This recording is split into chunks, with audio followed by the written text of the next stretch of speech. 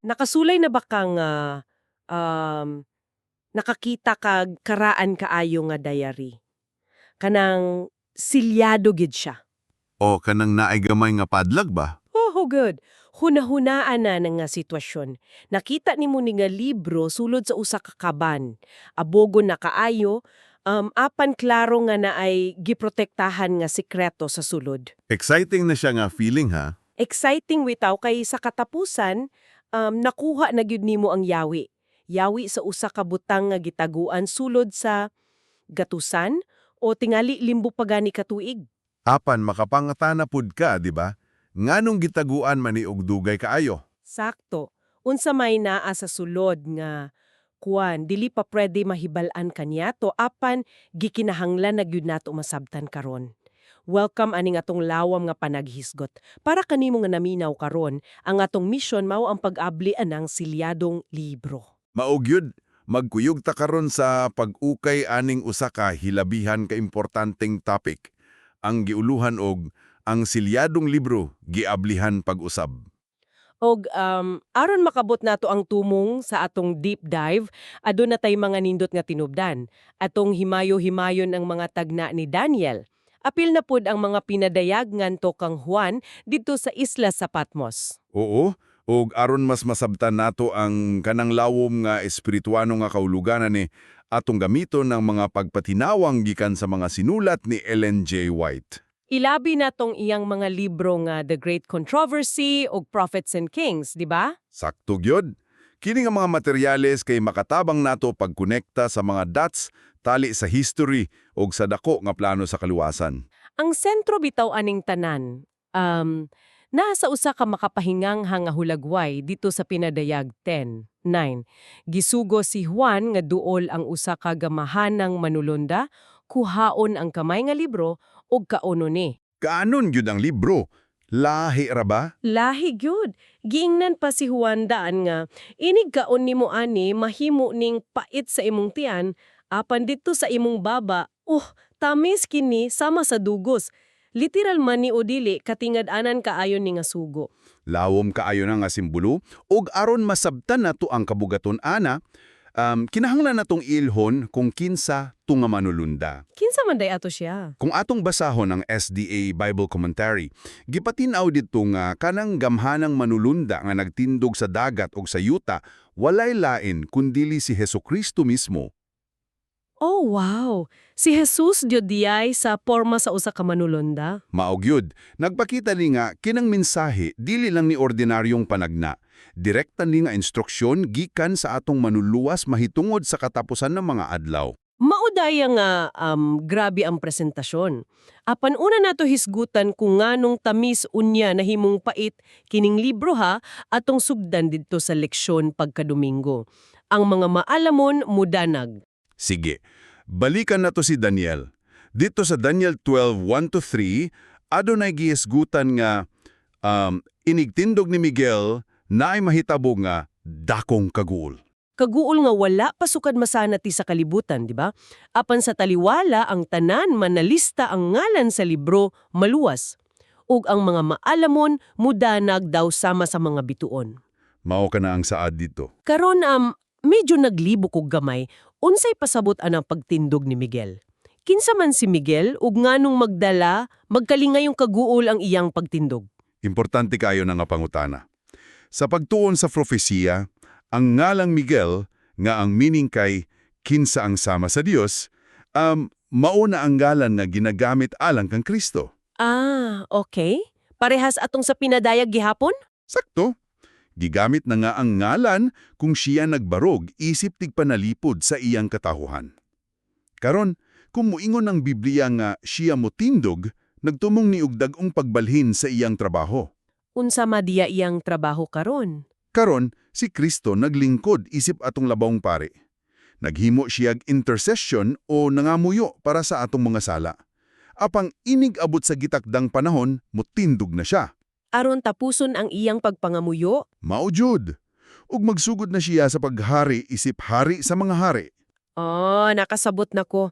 So ang pagtindog, nagpasabot na tapos na ang panahon sa grasya. Wala na intercession? Eksakto. Ug tungod kay tapos naman, kanang higayon nga ang Espiritu sa Dios, hingpit ng bawion gikan sa mga taong nagpadayon og supak kanya. Maong na ay dagong kaguol? Lagi! Kay biyaan naman sa Dios ang kalibutan sa mga kamut sa kaugalingong niing kadautan. Gawas lang gyud adtong mga nalista sa libro sa kinabuhi. Medyo makapanglimbawot mampud sa balhibo ng paminawon. Nalipay ko nga kanang wala na human ang teksto diha. Sige atong himhimon ni, nagingon ng teksto nga ang mga maalamon mudanag. Nindot na nga bahin, Apan kung ako lay pasultihon ha, inig dungog na tog maalamon or wise karon, maghunahuna man dayon tag taas nga IQ o kaya henyo sa siyensya, mga naay PhD ba? kasagaran gyud na ang hunahunaon sa mga tao. Apan dinhi, murag gihulugya ang kaalam dili isip utok, kundili isip usa ka parola o lighthouse na nga naggiya sa uban. Nganong lahi man ang definisyon sa Biblia aning kaalam? Lahi gid siya. Gipatinaw ni Ellen G. White sa iyang libro nga Fundamentals of Christian Education. Iyang gipasabot nga ang siyensya ug literatura, Bisan unsa pa ni kasikat, di ba? oo, bisan unsa pa kaabante, dili gyud ni makahatag sa kahayag nga gikinahanglan sa usa ka nawala nga kalag. Ang kaalam sa Daniel wala nagpasabot nga daghan kag nahibal-an nga informasyon.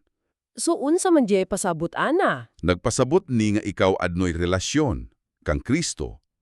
Ang ebanghelyo lang ni Kristo ang makahatag anang tinuod na kahayag. Busa, pwede diyay na ikaw ang pinakautukan nga propesor sa tibuok kalibutan apan kung wala kay relasyon kang Kristo sa mata sa propesiya, naa ka sa himpit na kangitngit. Tukma gyud. Si Kristo mao ang tinugdan sa kahayag. Kita wala tay kaugalingon nga kahayag. Parehas rata sa buwan nga nagreflect lang sa kahayag sa adlaw. Nindot na nga analogy da. Busa, kung nagpuo ka diha, kang Kristo mudan-ag na kanimo ang iyang kahayag. O ang labing maalamon nga buhat nga atong mahimo, kay ang paggiya sa uban ngato kaniya, pinaagi sa atong kinabuhi. Kanang nga kalampasan, mulungtad hangtod sa kahangturan. Ug dinhi na pud mo sulod ang pangutana nga makapalibog nako. Nga naas atong leksyon pagkalunes ang libro gisirado. Unsa man ang pangutana? Kung importante man day kaayo ni nga kahayag para maluwas ang mga tao, nganong sa Daniel 12.4, gitudluan man si Daniel nga taguon og isirado ang libro. Ang pagselyo sa libro. Giingnan man siya, sira ang mga pulong ug selyuhi ang basahon hangtod sa panahon sa katapusan. Kung ako si Daniel, moreklamo gyud ko. Unsaon man nimo pakreklamo? Moingon jud ko, Ginoo, nindot man daya ni nga mensahe, makaluwas man dayang ito, i-post na nato ni, ipagawas na nato karon dayon aron makapangandam ang mga tao. Ang makapahingang habitaw ani kay natural ra gyud na ang reaksyon. Si Daniel mismo, gusto po niyang masabtan sa verse 8, prangka siyang may angkon nga wala siya kasabot. Bisan pa siya ang propeta sa Dios. Bisan sa tanang sikreto nga gisalig kaniya isip opisyal sa Babylonia, kinahanglan niyang dawaton nga naay mga plano ang Dios nga dili pa para sa iyang panahon. Para sa ako, sama ra ni sa usa ka sikat nga movie director, nga naghatag og script sa iyang lead actor. Apan, gitangtang ang katapusang napulo kapahina. Wala gipakita ang ending. Wala, Jude. Giingnan lang siya. Iarte lang nang ang part nimo. Ayaw na problemaha ang ending. Makahibalo ra kapuhon. Grabe nga pagsalig ang ginikinahanglan anaoy. Nindot ka na nga pagtandi, ug aom kaayon na. Gipatinaw sa Prophets and Kings nga ang maong mensahe wala gituyo para sa henerasyon ni Daniel. Para ni sa henerasyon sa layo kayong umaabot. Apan gisaaran siya nga mobarog siya sa iyang dapit, di ba? Sakto, inig-abot sa katapusan ang iyang mga tagma makabatunog kinabuhi. Ug sumala sa Biblia ug sa The Great Controversy, kanang panahon na nagsugod niya tong tuig 1798. Dinhi na jud ni magka-interesante kay musulod na ta sa Martes nga leksyon, ang panahon sa katapusan. Kana ang timing sa propesya. Aduna kitay markang X sa mapa aning treasure map nato karon ug naana sa tuig 1798. Para sa usa ka ordinaryong namiminaw, ang 1798 murag random nga tuog lang. Manon sa may nahitabo aning tua. Nganong nahimo man ning nga paanohon sa katapusan? Kung atong ikonekta ni sa mas dako nga hulagway, dili nato ni pwede tan-awon isip nag-inusara nga tuig. Ang 1798 mauni ang katapusan sa usa ka hilabihan kataas ug ngit-ngit nga panahon. Usa ka yugto nga mulungtad og 1260 ka tuig. Pagkataas niya na nga panahon. Apan wait, sa pagbasa na ako sa Daniel o pinadayag, ang termino man lagi kay 1260 ka adlaw. Usahay usa ka panahon, mga panahon ug tunga sa panahon. Nganong nahimo man ning 1260 ka tuig? Kununsaon pagbasa ang oras. Ang gitawag nga day-year principle. Maojud, adlaw tuig nga prinsipyo, based sa numeros 1434 ug Ezekiel 4:6. Ang matag usa ka adlaw sa propesiya katumbas sa usa ka tuig sa kasaysayan. So kining 1260 ka adlaw nahimong 1260 ka literal nga tuig. Nasabdan na nako. Ug gining 1260 ka tuig, kinsa man ang naghari aning panahon na. Kini ang panahon sa paghari anang gitawag ni Apostol Pablo nga misteryo sa pagkadautan. Ang gahom sa papadado nga milungdat gunang sa tuig 538 AD. Kini ang dakong apostasiya, ang pagbiya sa matuod nga pagtuo. Ang gitawag nato og Dark Ages? Mao na gyud na. Ug kung atong balikon tong hisgot nato ganina bahin sa kahayag, nagpasabot niya sa Dark Ages gipawong jud ang kahayag. Gipawang saintik. Sa ikatrising na siglo, gipatuman ang Inquisition. Usa ni ka mapintas nga buhat, aron paantuson og sunugon katong mga taong misulay og sunod sa Biblia, imbes sa mga tradisyon. Grabe hano, gidili man daw ang pagbasa sa Biblia ato. Gidiligid. Kung masakpan ka nga nagtudlo sa pulong sa Dios sa inyong kaugalingong pinulungan, isipon kang heretiko. Silotan kag kamatayon. Maudiyay nga Dark Ages ang tawag. Kay ang mismo nga tinugdan sa kahayag, ang Biblia gipugngan man. Sakto? Gihisgutan ni Ellen White gamit ang Useas Wadko, nga tungod kay gisalikway ang pulong, walay kamatuuran ni kaluyoy sa yuta. Apang pag-abot sa 1798, nadugmok kining gahom dihang ang general sa Pransya gidakup ang Santo Papa. Boom! Dito na natapos ang 1,260 kataong pagpugong. Oo, ug kana nagmarka sa pagsugod sa panahon sa katapusan. Nakita na nako karon ang connection. Maudayay gikinahanglan na nga aplihan ang libro nga giselyohan ni Daniel aron ibalik ang kahayag. Nga mao ang leksyon sa Miyerkules, ang libro giablihan. Sakto ang timing sa Dios. Kini nagdala nato didto sa pinadayag 10. Din si Juan nakakita sa manulunda nga nagkupot sa libro nga karon giablihan na. O gihisgutan sa manulunda nga wala na ilangan pa. Unsi pasabot ana, tapos na ang kalibutan. Dili kay tapos na ang kalibutan. Kini naghatag natog importanteng pangutana. Ang gipasabot ana, tapos na ang mga propetikang petsa o definite time. Okay. Nakita nimo, ang pag-abli sa libro ni Daniel nagpasabot nga ang mga tao makasabot na sa pinakataas nga propesya, ang 2,300 kaadlaw o tuig didto sa Daniel 8.4. Nasabdan sa mga magtuturo nga kini matapos sa tuig 1844. Apan kay mingon man ang manulunda nga human yana, wala na eksaktong petsa. Nagpasabot nini nga dili na ta pwede mo ingon nga muli si Jesus sa October 22 sa sunod tuig. Eksakto gyud. Tapos na ang panahon sa pagtagna og petsa. Ang 1844 mao ang pinakakatapusang gitagna nga petsa sa Biblia o kinidirekta nga konektato at tung kasinayaan ni Juan sa pagkaon sa gamay nga libro. Ang tamis sa baba apan pait sa tiyan. Mao na gyud.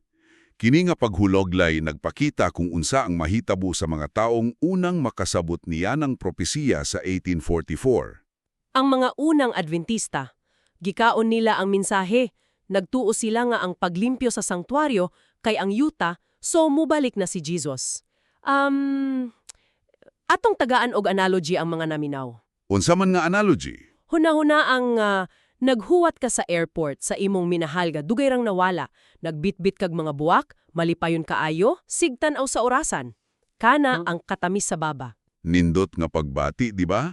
Apan pagtugpa sa eroplano, nanggawas na ang mga pasahero, ug wala siya didto. Unya nahibalaan nimo, sayop diay kag terminal.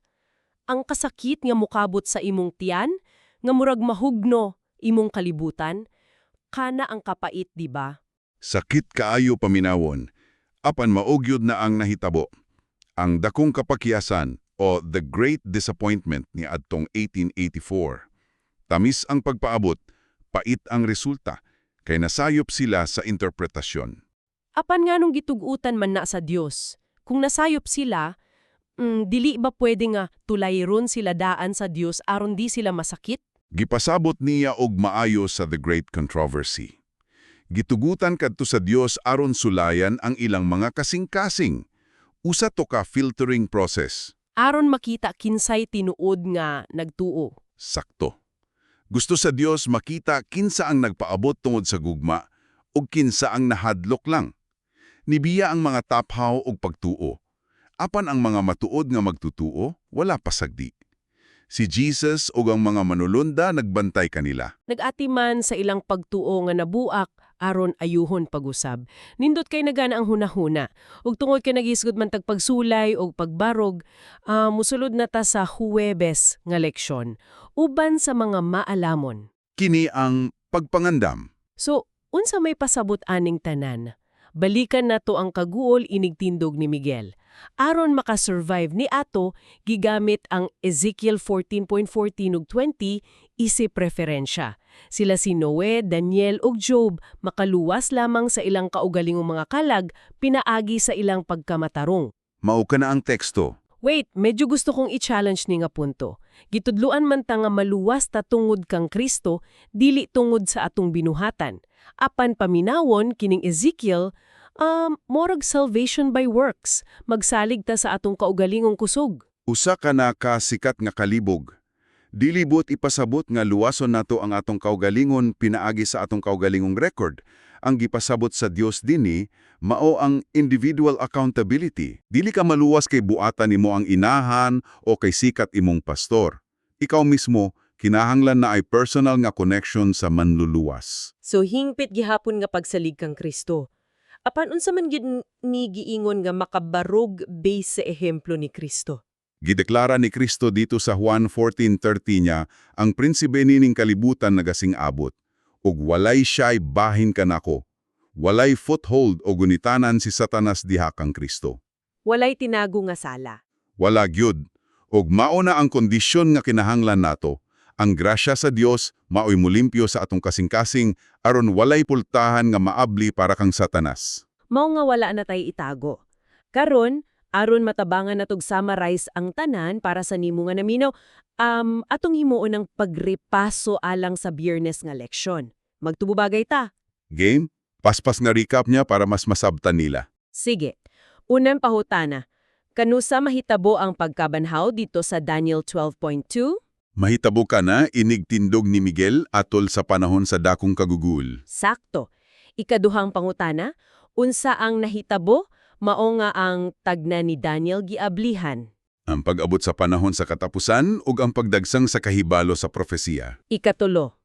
Unsa nga panghitabo ang nagtimana sa sinugdanan aning panahon sa katapusan? Ang pagtapos sa 1260 ka tuig nga gahom sa papadado atong tuig 1798. Ikaupat. Unsa nga tagna dito sa pinadayag ang nagpakita sa pag-abli sa libro ni Daniel? Ang pinagalag chapter 10, din ang manulondo nagtindog sa dagat ug yuta. Ug ang katapusan. Unsaon ako pagsiguro nga malakip ako sa mga maalamon. Pinaagi sa pagbaton og personal nga pagtuo kang Kristo, walay ibilin nga luna para kang Satanas sa imong kasing-kasing. Parehas nila Noe, Daniel ug Job. Grabe kanindot na recap. Ug para kanimo nga naminaw, atong hinumduman nga ang pagtuon aning mga petsa sama sa 1798 ug 1844 dili lang ni para sa intellectual trivia. Dili lang para pataasay og nahibalaan. Mao bitaw, importante ni aron maandam ang atong mga kasing-kasing, aron mahimo kitang sama sa mga maalamon nga mudan-ag isip mga parola sa kangitingit, nga magtudlo sa uban nga magpaabot kang Kristo. Amen, ana.